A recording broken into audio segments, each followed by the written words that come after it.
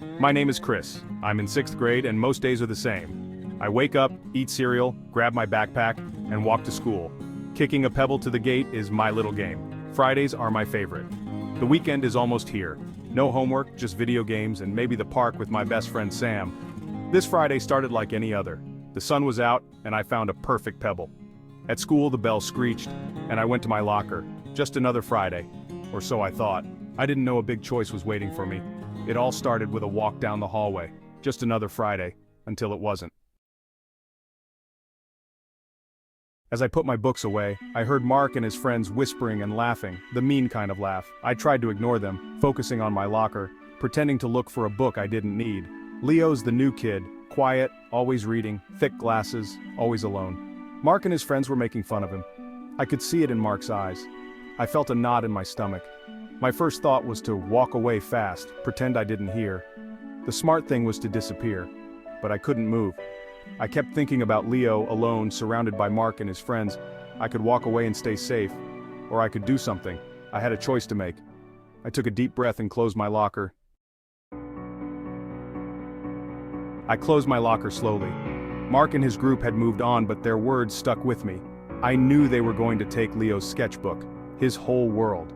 All through my math test, I couldn't concentrate. I kept thinking about Leo and his sketchbook.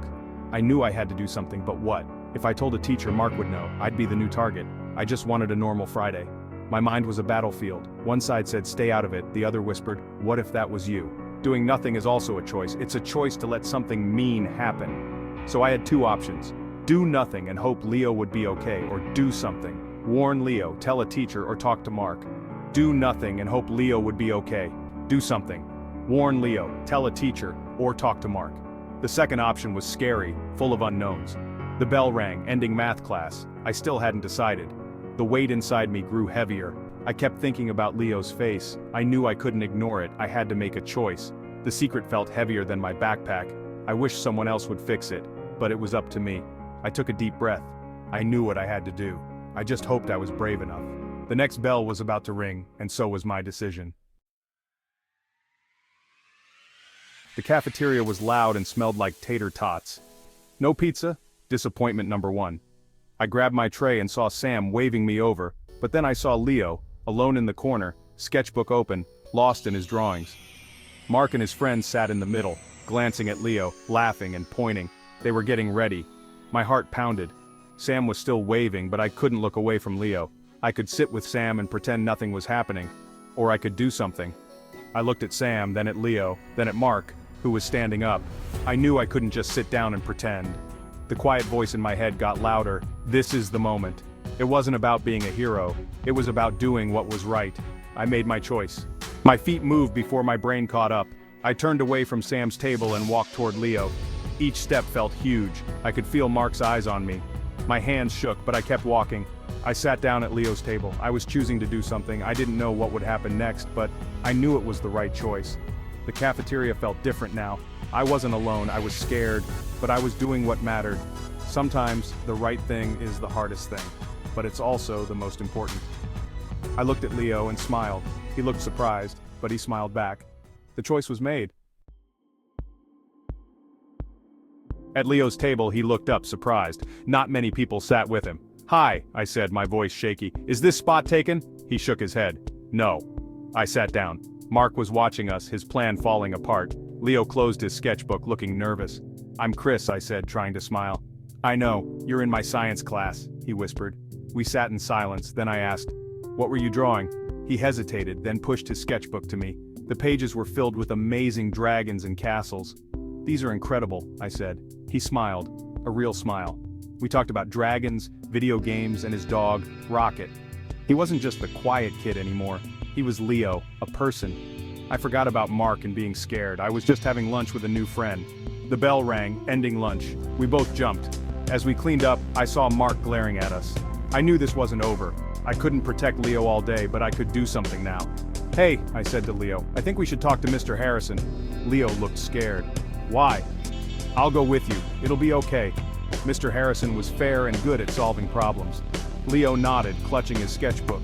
We walked out together. I felt the weight of responsibility, but it was lighter with a friend beside me. We were doing the right thing. I was still scared, but I wasn't alone. Sometimes, that's all you need. We headed to Mr. Harrison's room. The hardest part was over. Now it was time to tell the truth, and hope someone would listen. Walking to Mr. Harrison's classroom felt like the longest walk of my life. Leo clutched his sketchbook, silent. I was scared too. What if Mr. Harrison didn't believe us? But I remembered Leo's smile when I liked his drawings. We had to tell someone. Mr. Harrison looked up from his desk. Chris? Leo? Is everything all right? I took a deep breath and told him everything. What I heard, what Mark planned, what happened in the cafeteria. Leo nodded along, looking at the floor. Mr. Harrison listened, serious and calm. Leo, is this true? He asked gently. Leo nodded. Sometimes they knock my books down, they call me names. A tear rolled down his cheek. He wiped it away, embarrassed. Mr. Harrison stood up. Thank you for telling me. That took courage. You did the right thing. He promised to handle it, to talk to Mark and his friends and their parents. He said bullying isn't taken lightly here. Hearing that lifted a huge weight off my shoulders. We weren't alone anymore. An adult was going to help. Leo looked relieved. I felt proud. And a little braver. Sometimes telling the truth is the hardest part, but it's also the most important. We left the classroom together, feeling lighter. Things were finally going to change. The rest of the day felt different. The fear was gone, replaced by relief.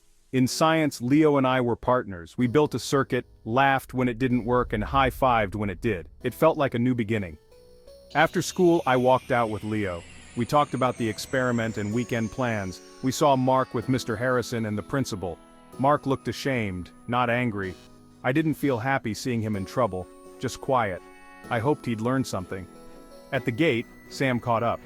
Where were you at lunch? Sorry, I said, I had to do something. I introduced him to Leo. Sam smiled. Chris said you like dragons. I just got Dragon's Fury. Leo's eyes lit up. Really? I saw the trailer. The three of us walked home talking about dragons and games. The sun seemed brighter, the air felt fresher. I wasn't just kicking a pebble alone, I was with friends. My old friend Sam and my new friend Leo. We laughed and made plans for Saturday. It wasn't just a normal Friday anymore, it was a really good Friday.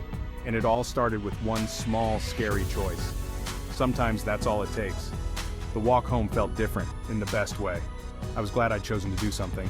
I knew I'd remember this day for a long time, and I hoped Leo would too. That one choice on Friday changed more than just my afternoon. For Leo, everything was different. He started talking more, sitting with us at lunch. Other kids asked to see his drawings. No one made fun of him anymore. He even started a comic book club with Mr. Harrison's help. He wasn't the lonely kid, he was Leo, the artist. My friendship with Sam got stronger. Our group of two became three. Leo brought new ideas and stories. He taught me to draw. I helped him in Dragon's Fury. Our world got bigger because we let someone new in. Even Mark changed. He had to apologize to Leo. At first, I wasn't sure he meant it, but he stopped being mean. One day, he even complimented Leo's drawing. Maybe he learned something too. The biggest change was inside me. I learned that being brave doesn't mean you're not scared. It means doing the right thing, even when you are. That Friday taught me one person can make a difference. Even a regular kid like me. You just have to take that first step. The ripples keep spreading, and sometimes they change everything. I was glad I'd made a difference, and I knew I'd never forget it. That day started as just another Friday. It could have ended that way too. I could have ignored the whispers, sat with Sam, and walked away. My day would have been fine, but Leo's would have been terrible. Doing nothing is still a choice, and it has consequences. Making the right choice isn't easy. Your stomach might twist, your hands might shake, but you're never as alone as you think. There are good people who will help, if you reach out. Friendship, courage, and kindness are like muscles. The more you use them, the stronger they get. That day, I exercised my courage muscle. It was hard, but it made me stronger. Every day, we face choices, big and small. Each one shapes who we become. Each choice can create a ripple that changes someone's world. So if you ever find yourself with a tough choice, I hope you'll listen to that quiet voice inside you. I hope you'll choose kindness. I hope you'll choose courage. Because making the right choice doesn't just change your day, it can change a life. It was more than just a Friday. It was the day I learned what it really means to be a friend.